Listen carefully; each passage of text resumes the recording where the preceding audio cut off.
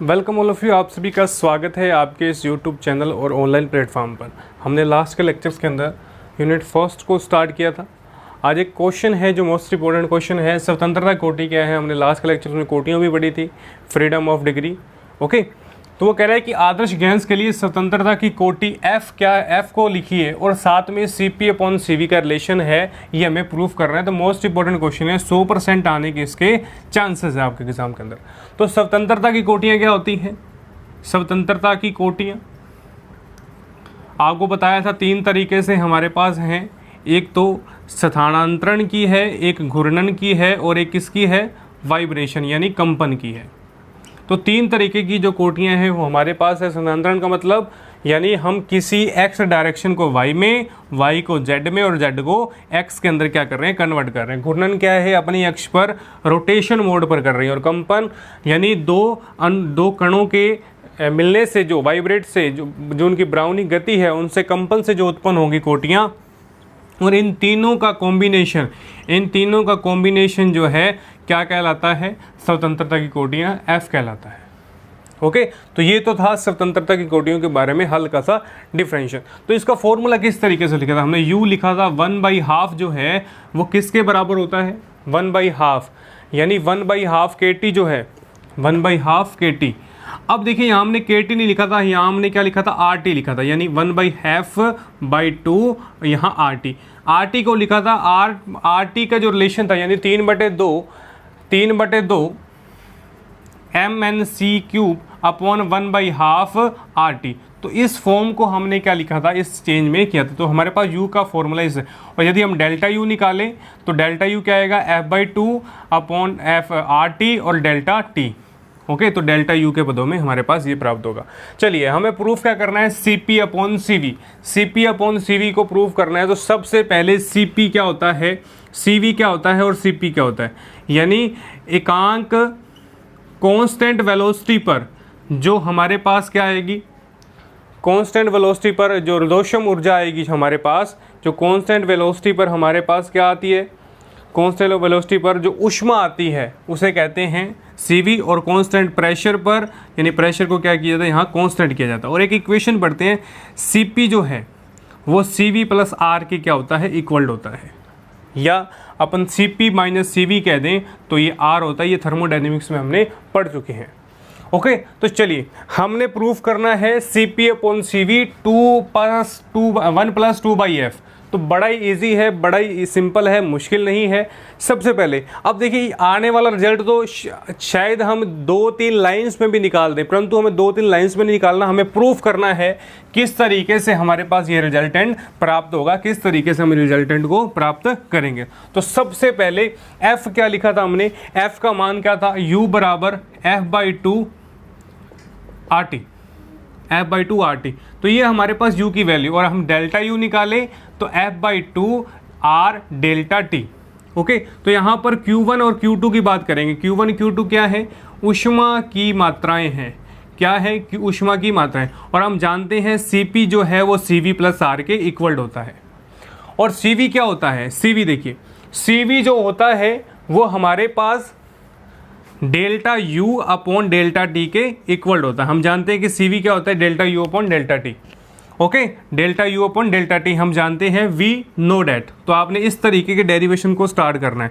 तो यहाँ पर CV लिख देंगे, डेल्टा मतलब डेल U की वैल्यू F/2 RT, और यहाँ पर कितना आ जाएगा, डेल T। डेल का मतलब क्या होता है, डिफरेंशियल, किसके रिस्पेक्ट T के। तो यहाँ पर CV की वैल्यू कितनी आएगी, F/2 R। CV की वैल्यू कितनी आएगी, F/2 R। समीकरण नंबर फर्स्ट को एज इट इज़ बना देना हमने। चलिए आगे। अब हमारे पास गिवन इक्वेशन है, गिवन रिलेशन कौन सा है, CP जो है वो CV + R के इक्वल है। तो CP क्या आ जाएगा, CV की वैल्यू कितनी है, F/2 R + R। तो यहाँ से कितना आ जाएगा, F/2 + R यानी F/2 + 1, और यहाँ पर R इसके कॉमन के अंदर आ जाएगा। तो ये हमारे पास CP का रिजल्ट आ जाएगा। समीकरण नंबर 2, कौन सी समीकरण, समीकरण नंबर 2। अब देखिए समीकरण 2 को समझने के लिए सबसे इंपॉर्टेंट बात, CP जो है वो CP जो है वो बड़ा है CV से। CP जो है वो CV से बड़ा है। क्यों? क्योंकि Q जो होता है, Q यानी ऊष्मा जो होती है वो del W plus del U के क्या होती है? बराबर। यानी की गई ऊष्मा और अपने वर्ग के क्या होती है? बराबर। ये थर्मोडाइनमिक्स के रिलेशन में हमने पढ़ चुके हैं। तो CP बड़ा रखना है, CV छोटा रखना है। क्यों रखना है उसका कारण सुनिए। अब देखिए दाब जो होगा वो आदर्श गैस पर हमेशा ही ज़्यादा लगेगा। यानी दाब की जो वैल्यू है, यानी ये क्या है, इस दाब को कांस्टेंट रखकर हम आदर्श गैस की वॉल्यूम को बढ़ाया जा सकता है। यानी हम ये कह दें, हालांकि मेरी कहने की कथन उल्टा है, कहने का कथन जो है वो डिफरेंट है, परंतु यही है कि हम उच्च दाब को प्रेफर करेंगे। हम क्या करेंगे? उच्च दाब को प्रेफर करेंगे। क्यों किया जाएगा? क्योंकि नियत दाब पर हम ताप में वृद्धि कर सकते हैं। नियत ताप पर हम ताप में वृद्धि कर सकते हैं, इसलिए हमें अधिक ऊष्मा की आवश्यकता होगी और ऊष्मा जो है वो Q के रूप में संचित होगी। ओके, तो हमारे पास CP भी आ गया, CB भी आ गया। तो प्रूफ क्या करना है जरा देख लीजिएगा। CP अपॉन CV यानी इन दोनों का डिवाइडेशन करना है। यानी समीकरण ये लिख दूं कि समीकरण 2 का डिवाइड करने पर समीकरण 1 में तो क्या आएगा? CP upon CV। क्या आ जाएगा? CP अपॉन CV जो है हमारे पास रिलेशन आ जाएगा। तो CP अपॉन CV निकालो, F+1 अपॉन टू R, और यहाँ पर हमारे पास क्या है? F/2, और यहाँ क्या आ जाएगा? R आ जाएगा। F/2 R आ जाएगा। तो देखिए यहाँ पर R से R कैंसिल क्यों किया? क्योंकि R जो है वो कॉन्स्टेंट वैल्यू है, तो R से R हम R कैंसिल कर सकते हैं। CP अपॉन CV क्या बना मेरे पास? F+1 और F/2। तो CP अपॉन CV क्या आ जाएगा? F+1 इंटू के अंदर 2/F। तो ये क्या बना? F+1 और यहाँ 2 आ गया। ओके, अब देखिए अपोन के अंदर F है, अपोन के अंदर हमारे पास क्या है? F है। तो सबसे पहले आप 2 का मल्टीप्लाई कर दो, 2F + 2, और अपोन के अंदर क्या है? F। डिवाइड कर दो, 2 + F। यहाँ क्या आ जाएगा? ये आ जाएगा। यहाँ क्या आ जाएगा? ये वाला फॉर्मुलेशन सिस्टम हमारे पास प्राप्त हो जाएगा। ओके, तो इस तरीके से हमारे पास ये फॉर्मुलेशन प्राप्त हो जाए। तो 1 से 1 गया, तो यहाँ पर क्या आ जाएगा हमारे पास? 2 + 2/F, 2 + 2/F। तो CP अपॉन CV कितना आ जाएगा? यहाँ पर हमने हल्की सी मिस्टेक की है। 2 + 2/F, 2 + 2/F, 2 + 2/F। अच्छा ठीक है, चलिए यहाँ पर हाफ है यहाँ पर F/2। तो यहाँ पर क्या आएगा हमारे पास? F/2 है, तो 2 से 2 कैंसिल हो जाएगा, F/2 है। दोबारा देख लीजिए, चलिए। तो यहाँ पर हाफ है, 1/2 + 1, 1/2 + 1। तो CP अपॉन CV कितना आ जाएगा? F/2 + 1, और यहाँ पर अपोन के अंदर क्या आ जाएगा? 2/F। तो मल्टीप्लाई करो, F/2 का 2 के साथ और यहाँ पर 2 के साथ। ओके, और F का अपोन के अंदर है ही, तो क्या आ जाएगा? 2 से 2 कैंसिल, F प्लस यहाँ आ जाएगा 2/F डिवाइडेशन करने पर, और F + F, और यहाँ 1 + 2/F। तो क्या आ जाएगा? CP upon CV। तो इस तरीके से आपने डेरिवेशन को कंप्लीट करना है, इतने स्टेप्स के अंदर कंप्लीट करना, ताकि आपको पूरे मार्क्स मिल सकें। ओके, तो ये बेसिक सा क्वेश्चन है, आपके एग्जाम के अंदर क्या है? डायरेक्ट पूछा जाता है। ओके, चलिए आगे वाले टॉपिक। अब अपन पढ़ने वाले हैं आदर्श गैस की एडियाबैटिक प्रोसेस को, रुद्धोष्म प्रक्रम को। ये आपने थर्मोडायनेमिक्स के अंदर भी पढ़ा है, रुद्धोष्म प्रक्रम। चलिए दोबारा से पढ़ते हैं। अपने पास फॉर्मूला आता है Q बराबर dW upon DU, dW upon DU, ये हमने गिवन है, पढ़ रखा है। अब Q ऊष्मा का फॉर्मूला है, हम पढ़ना चाहते हैं एडियाबैटिक प्रोसेस। एडियाबैटिक प्रोसेस के लिए हमें एकांक आयतन पर ताप की गणना भी करनी है और इसका फॉर्मूला भी निकालना है। तो डायरेक्ट पूछा जाता है कि आदर्श गैस के लिए रुद्धोष्म प्रक्रम को कैलकुलेट कीजिए। तो यहाँ पर ΔQ होता है हमारे पास। अब देखिए ΔQ यदि 0, यानी ऊष्मा की वैल्यू को क्या कर दें अपन? 0 कर दें, तो क्या होगा? जो कार्य होगा वो -DU के क्या होगा? बराबर होगा। कार्य जो होगा वो DU के बराबर। और कार्य क्या होता है?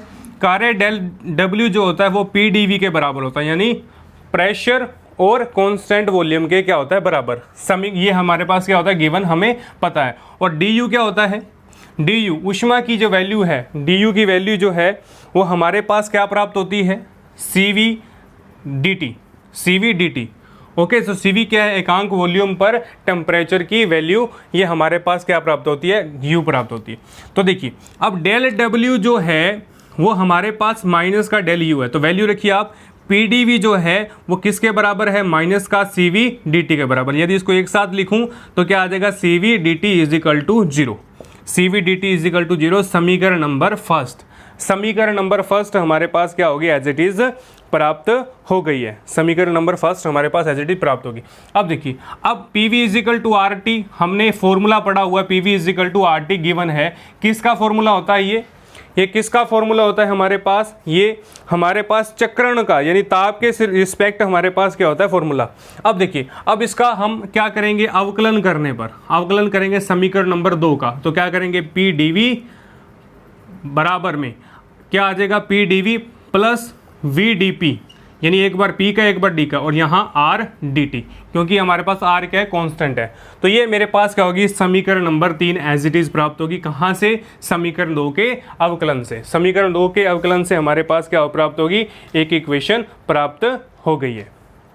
ओके, अब क्या करेंगे, अब देखिए, अब कुछ भी नहीं करना आपने, अब यहाँ से dt की वैल्यू निकालनी। dt की वैल्यू कैसे आएगी, PdV प्लस VdP अपॉन के अंदर R। तो ये आ गई हमारे पास dt की वैल्यू, इसे समीकरण नंबर A मान लो, और A का मान आप किस में रख दो, समीकरण नंबर फर्स्ट में। समीकरण A का मान समीकरण नंबर A में 1 में रखने पर, तो क्या करेंगे, यहाँ से PdV plus CV dt is equal to 0। तो यहाँ से क्या आ जाएगा, PdV प्लस CV, और यहाँ पर PdV plus VdP upon R। ये वैल्यू हमने क्या रख दी, यहाँ रख दी, ये वैल्यू हमने यहाँ रख दी। अब क्या करेंगे, अब देखिए PdV जो है, PdV R इंटू कर दो, ये वाली वैल्यू उधर फेंक दो।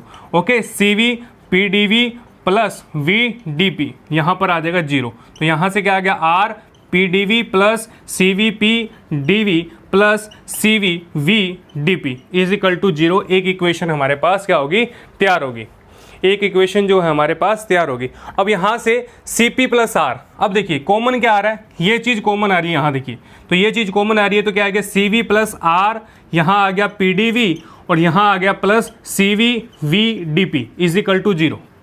CVVdP इज इक्वल टू 0, कुछ भी नहीं किया, जस्ट हमने dt की वैल्यू को समीकरण नंबर 1 में रखा है, और 1 रखने पर हमारे पास कॉमन आ रहा है PdV, तो PdV को कॉमन लिया, कॉमन के अंदर एक तो R आ गया और एक आ गया CV आ गया। ओके, वी नो डैट, हम जानते हैं, वी नो डैट, हम जानते हैं क्या होता है, Cp जो होता है वो CV प्लस R के इक्वल होता है। अभी करके गए हैं जस्ट 3-4 मिनट पहले।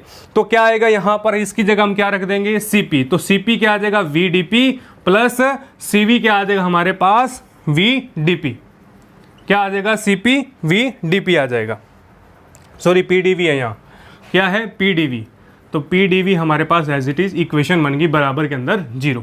तो यहाँ तक हमारी क्या बनी, एक इक्वेशन बनी, यहाँ पर हमारी क्या बनी, इक्वेशन बनी। अब क्या करना है, CVPdV से भाग देना है, बस आपको एक स्टेप याद रखना है। स्टेप क्या रखना है, CVdV से, यानी CVdV से क्या करना आपने, भाग देना है, CPV से भाग देना आपने, CPV से आपने क्या करना है, भाग देना है। C और CV का मल्टीप्लाई इंटू P का मल्टीप्लाई इंटू वॉल्यूम का मल्टीप्लाई से क्या करना आपने, भाग देना है, आपने स्टेप याद रखना है। तो दीजिए CPPdV, और इसके अंदर में CV का भाग देना है और P और V का देना है।